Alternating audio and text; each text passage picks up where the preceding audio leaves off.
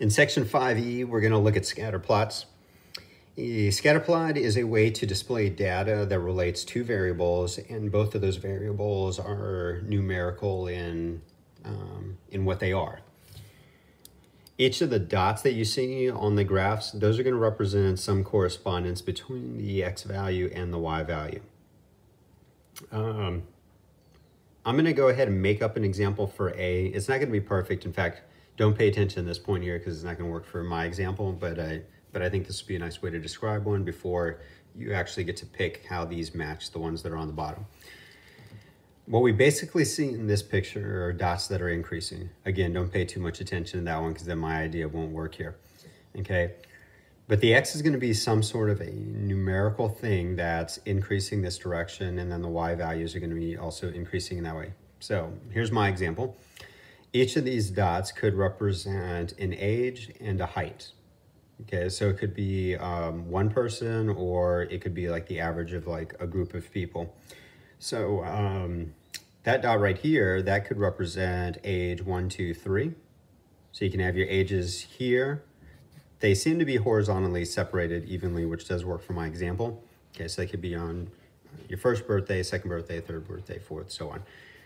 Then these could be heights that the person is getting older. And if I didn't mention this a little earlier here, let's just say that these are children, because at some point you are going to hit like a plateau, and then the dots will just pretty much stay the same height there. Okay, so at age 3, there's a height that would correspond, but then at age 4, so moving over to the right, one more dot, you have a height that's just a little bit taller, right? So you grew a bit taller, and that continues here, and then maybe there's a little bit of a growth spurt because we see a jump. Don't pay much attention to that. But this could represent a correspondence between age and also a height. And the general trend that we see is that as the person or this group of people, as they're getting older, that their heights are increasing. And at some point, then, of course, it'll just flatten out. In general, that's what a scatter plot could look like. All right, so each of these pictures, we do have descriptions underneath it, and again, I assume that you've already done the activity, and we can just match them up now. Each of these give kind of a different idea of what's happening between the variables. In the first, both of them appear to be just increasing together. In B, they also appear to be increasing together, but when they do it, they get this sort of like curvature shape here. Okay, one example in real life that this might be looking like that you've seen before is with the coronavirus cases, which they keep describing as exponential. So this kind of has like an exponential shape to it. There's other graphs that sort of look like this as well, so that's why I can't confidently say that this is exponential. But as the dots are moving up to the right and they're also increasing, you're going to start to see greater jumps between the dots. They start to get higher faster as they go, versus this case where it looks more like just a line. In C, it appears as though when the x's increase that the y values are decreasing. They're sort of scattered, okay, all about. It isn't a great line, but it seems to be a trend that's going this direction. And then you've got what almost appears to be a quadratic sort of shape here where it goes up and then comes back down. Okay, choices for what these could be. I'm gonna have to go back and forth on all this. The first one, X represents the month number, January being 1, February being 2, and then so on. So there'd probably be 12 dots that are in this one here. Don't pay too much attention to that because I think they all have like 12 or 13 dots right around that spot. Okay, but we're looking at time along the x-axis, okay, moving from January then back around to January. All right, the y value is going to represent the average temperature of Boston. And Boston has cold winters and hot summers, as most places in America do. That'd be different on the southern hemisphere.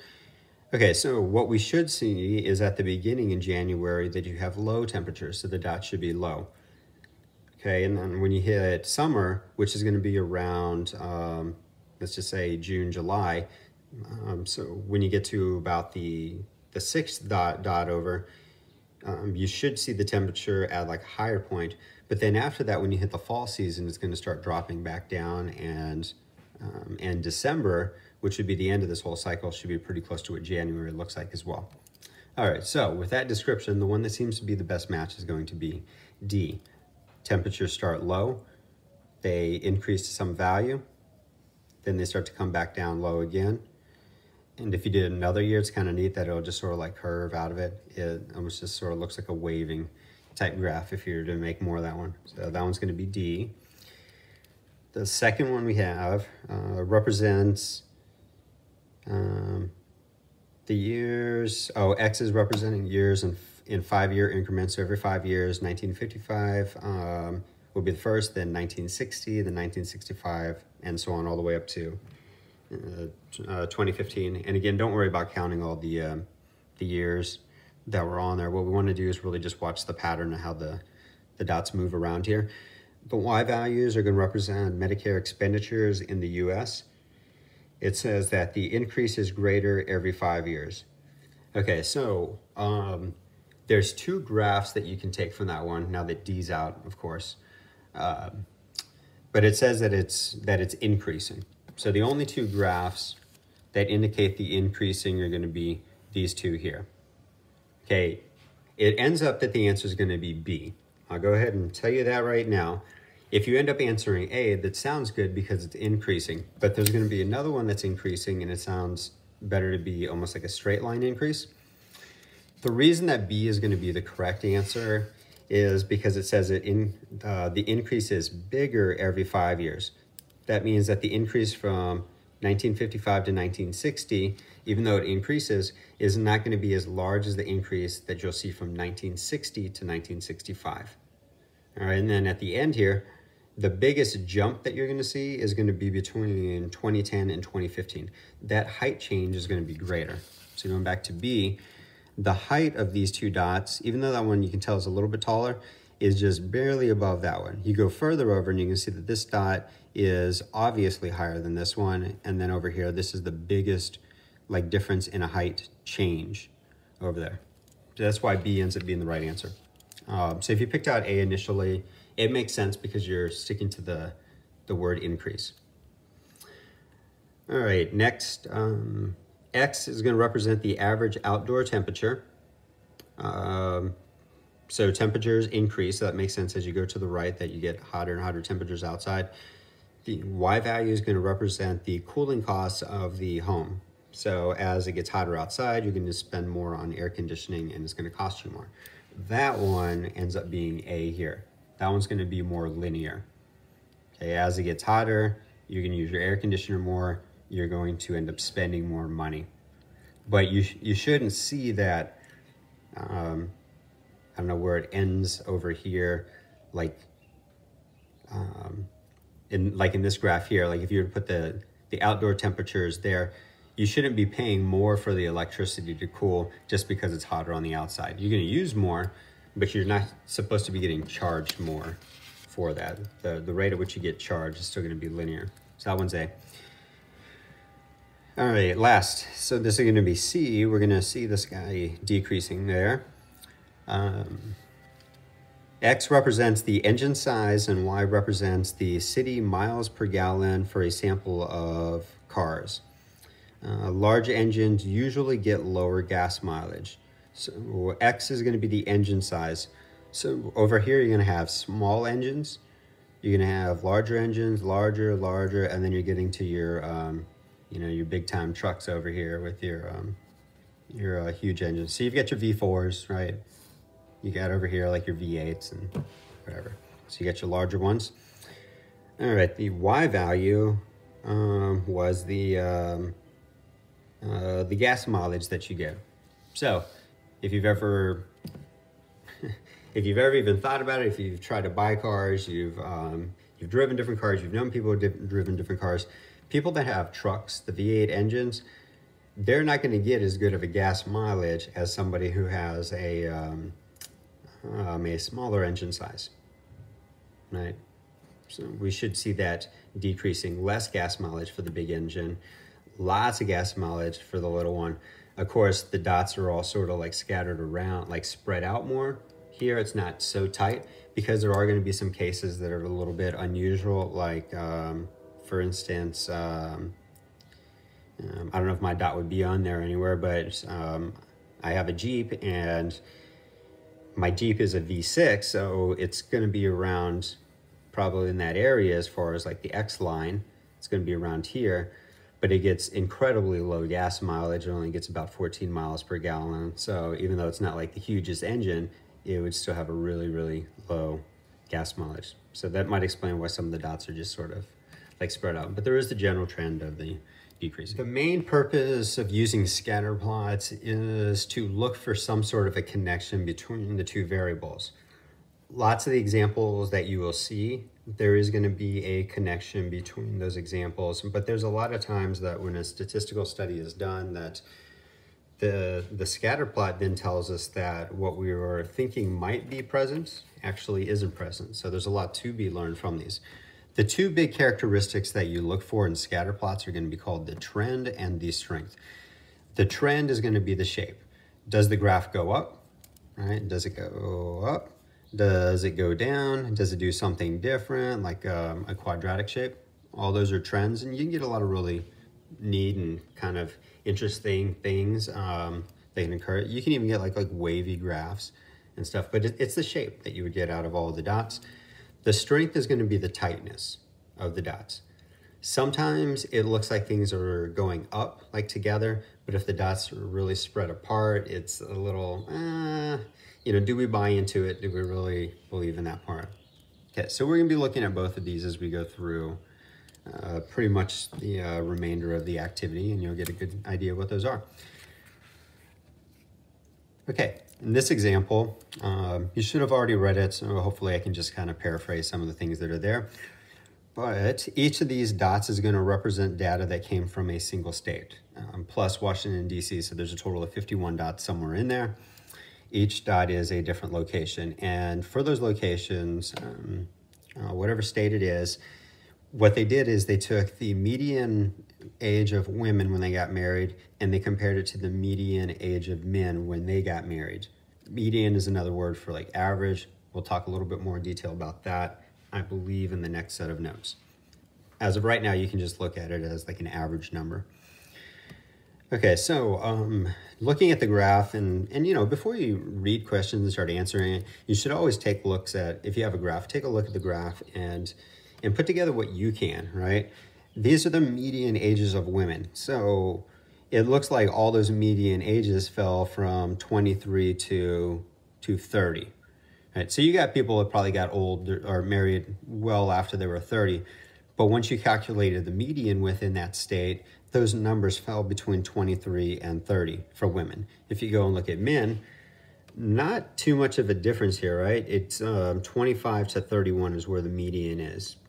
So it's just over, like compared to that one, offset by maybe like 2.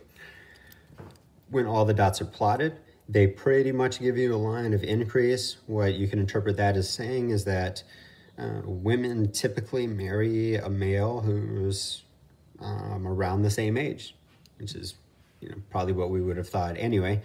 There's going to be some states that are a little bit different that are kind of interesting, like that one right here seems to indicate that in that state, whatever state this is, we don't know which one it is, whatever state it is, the women age was a little bit more than 24.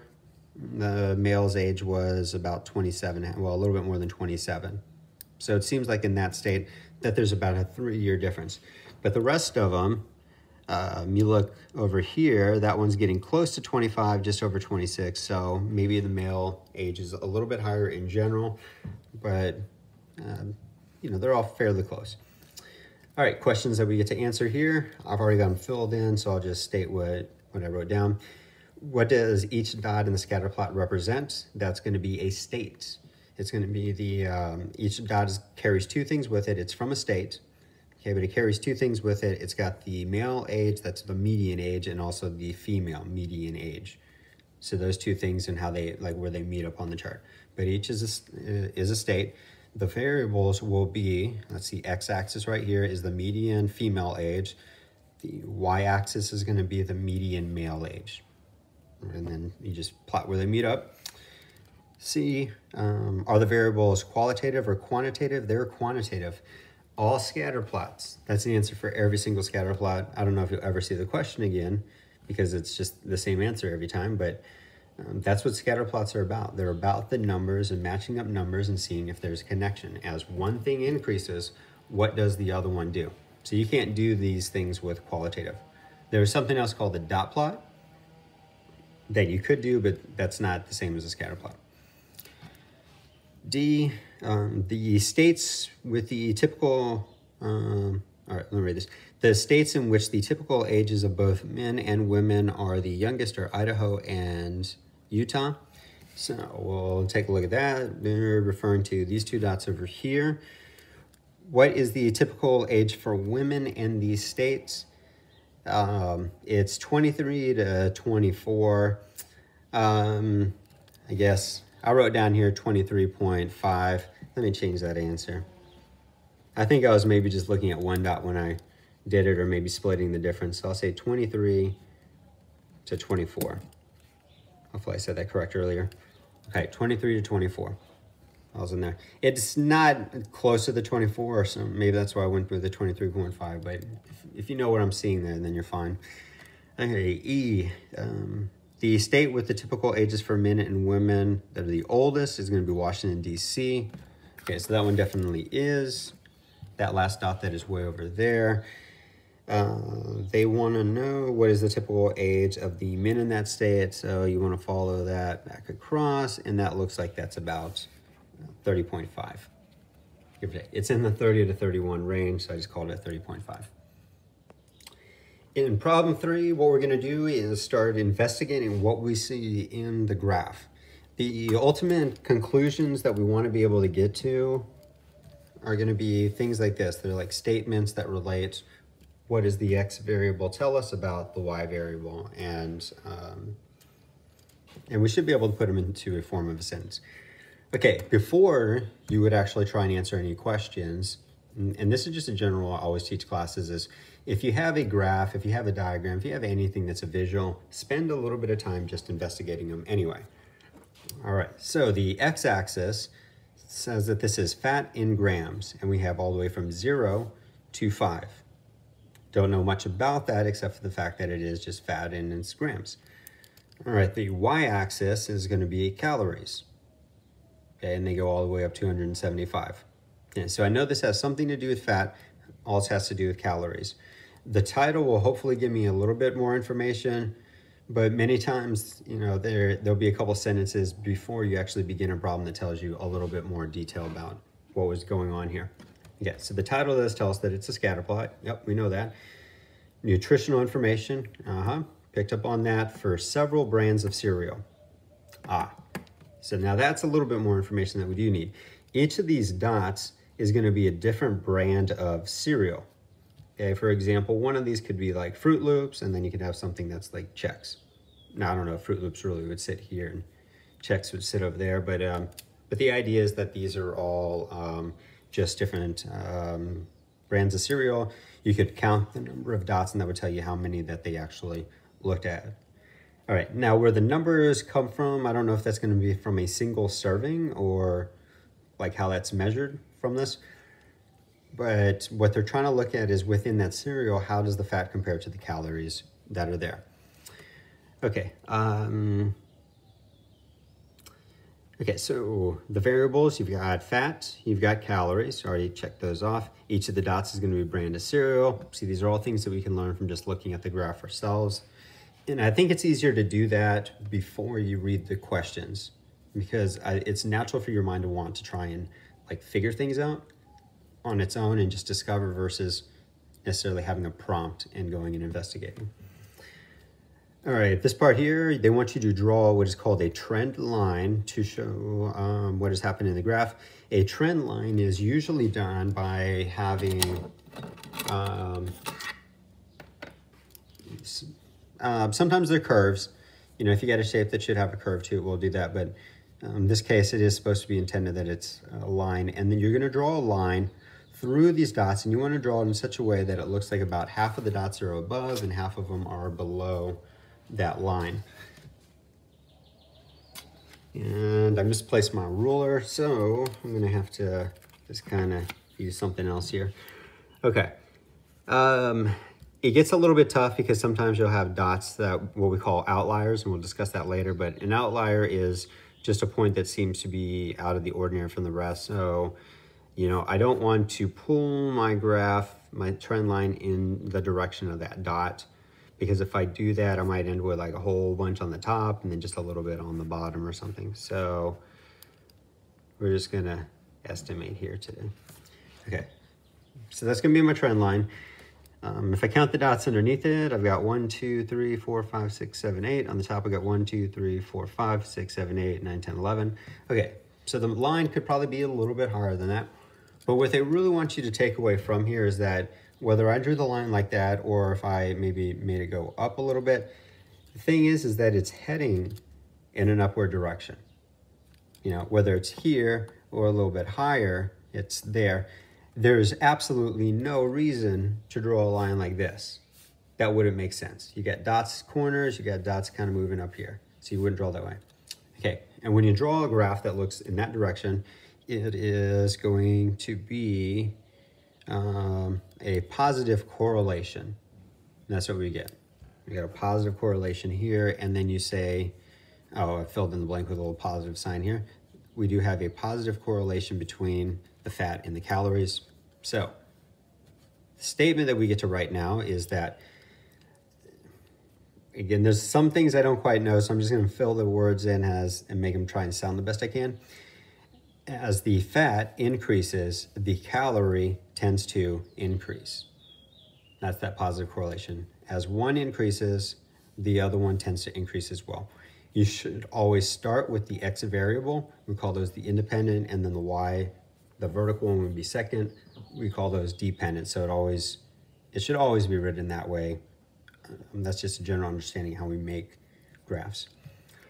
All right, the next two, I believe, are similar to what we see here. So if you didn't do so well on this part, you could pause the video here. You could work on the other ones and see how those answers now look based off of what we did here, and then just, you know, come back to the video and see how you did.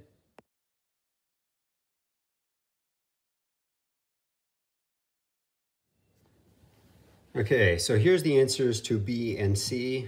In B, we got vehicle weight versus mileage, like miles per gallon. Each of the dots is going to represent a vehicle that they took the data from. So they needed the weight of a car, and then they checked its gas mileage that went with it. So each dot is a car type vehicle, could be trucks. The trend line, when you draw it, will be going in this direction. So it is going to be a negative correlation, which also means that it is decreasing. That's how it's going to show up in the sentence here. So the conclusion part is that as vehicle weight increases, the mileage tends to decrease. Okay, C. Oh yeah, a little bit later on they tell you that it's a marathon runner. So when you first answer those two, you're like, I don't know what's going on here. Okay, so these are about marathon runners. So every dot is a person that was in a marathon, right? And see, what we got to understand here is that when people run a marathon, there's a lot of people that are like professionals, right? Like they are dedicated to this. This is the only type of workout that they do, and they're really fast. But then you're going to have a lot of people that don't really train for these, that are getting new into it. So they're the ones who have those crazy long times that go with it. So what we want to see is, does the time that it takes a person to run indicate anything about their age? The answer to this is going to be no, because you're going to have all kinds of like amateur runners from different age groups. And what would this tell us? Like if it was a positive correlation, it would tell us that the longer time it is, the older you are. No, not necessarily true. We know that. The younger you are, then the less time it takes you to do this. I don't think that people automatically get slower with time. Or if you looked at it as the negative, you kind of imagine like, okay, the longer the time, the younger you were. So then the younger you would be, no, I'm getting all mixed up on the thing. Look, here's what I'll tell you anyway. There's no correlation. Before I totally hack all that up, there's no correlation here. It's all over the place. So we've got time, we've got age, we don't have a correlation, and then these are the last blanks, time and age of marathon runners. What was that actually? Oh, that goes together. There's no correlation between time and age of marathon runners. Okay, so sometimes that happens. It's a reasonable thing to look at, to collect the data and see that even though we might have people who are new to like running marathons, maybe those people aren't enough to really change a trend that we'd have. But as we see here in the data, it doesn't. There's no correspondence here. Okay, so the final part that we need to talk about is strength. What we have in the worksheet is the strength broken down into 3 different categories. You could probably come up with other adjectives to describe things, but these will be the ones that we use. You can have a weak correlation, you can have a moderate, and you can also have a strong.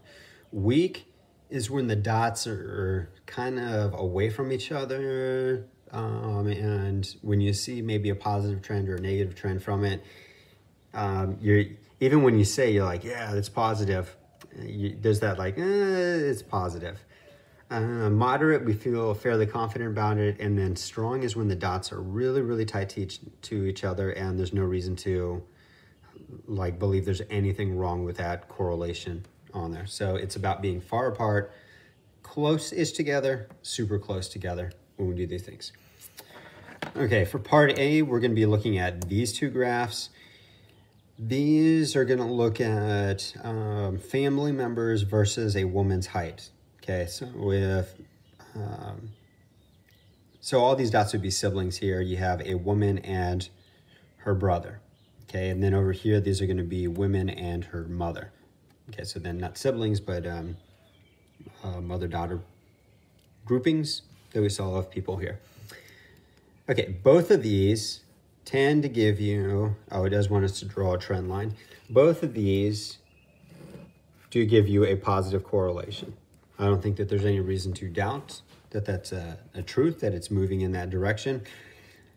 But when you look at the mothers versus the brother one, the dots are going to be more closely related. Okay, so what they're considering in this case is how well does the brother's height predict the woman's height, the sister's height, you could say. And it's a fairly good prediction, right? If the brother's tall, then the sister is going to be taller. But it's not always guaranteed, you know. You can have like this dot here where, what would that break into as a height? That's 5 feet. That's 7 feet. Don't know. Well, anyway, don't worry too much about what the actual numbers are. But you can see over here where there's some like in the middle of the heights of the men, you actually have low heights for the women, kind of thing. Yeah. This is going to be called. I wrote it as weak. You could probably. Oh, that's this one. No, sorry. There it is. I got all mixed up on why I wrote that. It is a moderate one up here. Yeah, that's right. I was like, how did I do so bad on that? All right, and then this one is going to be a strong one that we have. So the dots are much closer together, and I think you can imagine why that makes sense, that most mothers and daughters have the same heights. It's not exact. I mean, you have like maybe a short mother, but a really tall father, then the daughter could still end up being taller than her mother. So, but it's fairly strong. So here's my statements up here. There is a moderate positive correlation between women and brother. Got a bunch of ditto marks here. Hopefully you know what those are. There is a strong positive correlation between women and mother. That's what we want to show you there. All right, B, this is the weak one. You may even notice that it looks kind of smudged here because I was putting the wrong answers into the spots and I got all confused. So if you did that, man, I'm with you on that. The organization got me caught there, but in the end, I was able to get through it. Okay, this graph right here, the dots never drop back down, right? They're always, it's like a grouping, and then the grouping's a little bit higher, and the grouping's a little bit higher. It seems to drop down here, and then I don't know what we say about that one. I don't know if it's enough to take that one dot and say, uh-oh, we're dropping back down, or something like that. Because over here you have like 6 data points, and you have 6 data points, and you've got 6, and then for some reason we have less. It does appear that we have a positive. That one will mess with you, right? That one's going to throw you off. But I'm like in the middle of that group, the middle of that group, the middle of that group, and then I'm not sure what to say over there. And all of that kind of goes along with why this is weak. What I had to do is choose the best, like the middle of here, the center of those groupings. And that's how I made my judgment call on how to draw the line. So I'm going to say that this is a weak correlation. It's a positive one, weak positive correlation between would be fat and calories of cereal. So we came back to that cereal example. All right, and then 5, which I believe is the end. Yeah. All right, so 5, we need to be aware that sometimes when you see correlations between 2 of the variables, it doesn't necessarily mean that one really goes with the other one. So here's a few possibilities. I'm going to start with the third one because I think that's what we're normally looking for here. The direct cause. Does whatever's increasing on the x-axis cause something to increase over here? We could go all the way back to the very beginning of the activity and talk about temperature and energy, like cost, like how much you can spend on air conditioning. One of those causes the other one, okay? So that's normally what we're looking for with stuff, but we need to be aware that there's some other things that are out there. Sometimes there's just a coincidence. 2 things that really shouldn't have anything to do with each other, but as one increases, the other one increases. And I guess we got a somewhat humorous example that you'll see down here. The other one that I think is tricky, you got to be really aware of this one, is a common underlying cause. That one might not cause the other, but that there's some third thing out there. So maybe both of them are increasing. Your x and your y variables are both increasing, but they're not increasing because of each other. They're increasing because some other thing is either increasing or decreasing, and they both respond to that one. That one's a tricky one. All right, the first, you should get direct cause. The size of a house determines the cost of the house. You see that the dots are somewhat spread out because there are other things that are involved here, and these all get tricky. I'll tell you that right now. There's other things that do get considered, like the location of like where the house is, right? There's certain areas where it's going to be more expensive than it's not. However, within that area, if you go into one community that's a really expensive community, the bigger the houses, the more expensive they're going to be than the little houses in that neighborhood. Okay, so there is going to be a direct cause, but there are some other things to consider. And I think that's why, like as we kind of branch out, you'll start to see the dots spreading. But direct cause is a good example there. You know, if you like the idea of common underlying causes, like locations and stuff like that, then that's fine. You can consider it. Just be open-minded to both. The second, this one's going to be coincidence. The bottom has something to do with the number of letters in the winning word for spelling bee. And the y-axis is people killed by venomous spiders. Right. Nothing to do with each other whatsoever. But you know, like, one increased, the other one increased. So from the time 1999 to 2009, the letters increased. The death rate of venomous spiders increased, sure. But, you know, there's billions of other things that increased from, you know, that time to that time. But that doesn't mean they all correspond to each other. All right, the last, this one, again, maybe a little bit debatable on whether you're going to do direct cause or common underlining. And I'll be honest, I didn't look up the answer key to this one. I'm just answering it. But I remember when I taught this class beforehand, and my co-instructor and myself, we both had a disagreement on which answer would be. So I went with common underlining cause. The x-axis is going to be miles per gallon for a vehicle, and then the fuel capacity, like how much gas your tank uses, or sorry, how much gas your tank will hold for that. I